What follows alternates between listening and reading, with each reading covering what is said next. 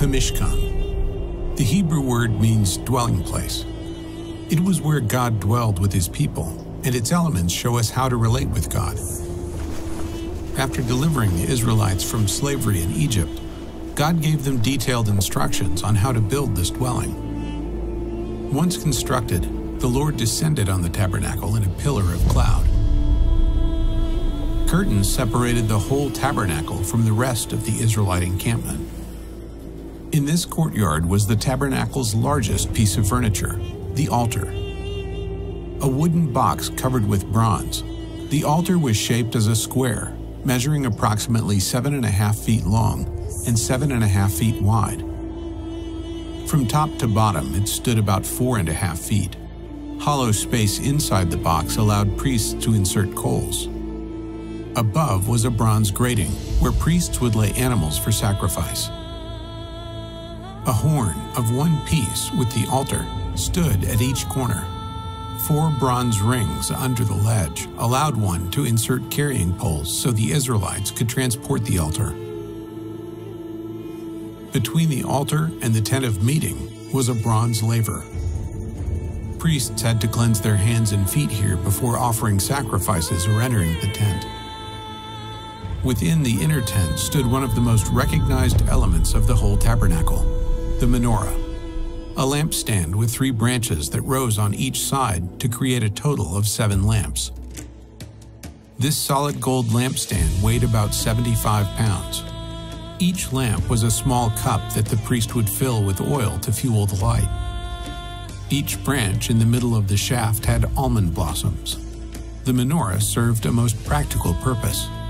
It was the only source of light in the tent, an eternal light that was never to go out. Also in the tent stood a wooden table covered with gold. On it was to always remain the bread of the presence.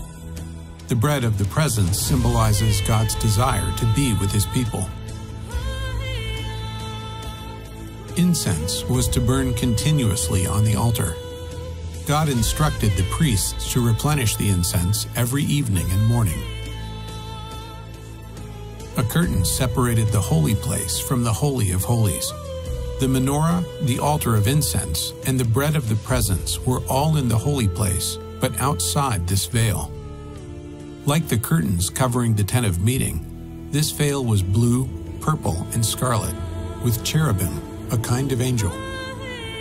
Beyond the veil, at the far end of the tabernacle, was the ark. The ark was a wooden box covered with gold.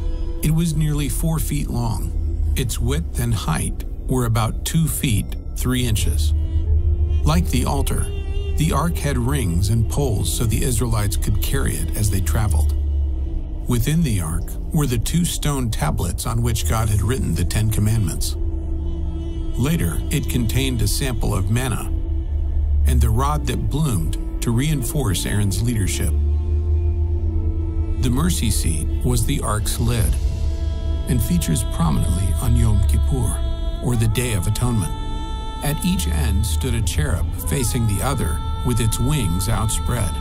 This cover was made of solid gold. The priest would sprinkle the blood of the sacrifice on this mercy seat, symbolizing that the nation's sins were covered for another year. While only the high priest would see it, the mercy seat was the key symbol of atonement that God would forgive his people.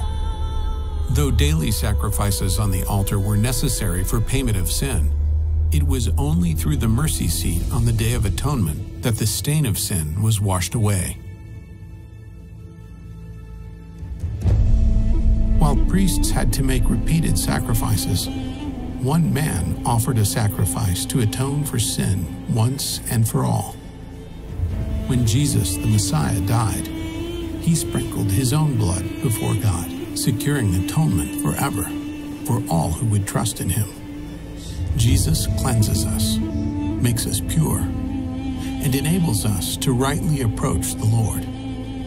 He tore the veil that kept distance between Israel and the Lord. God dwelled among the Israelites through a tent. Now, he dwells within his people through the Spirit.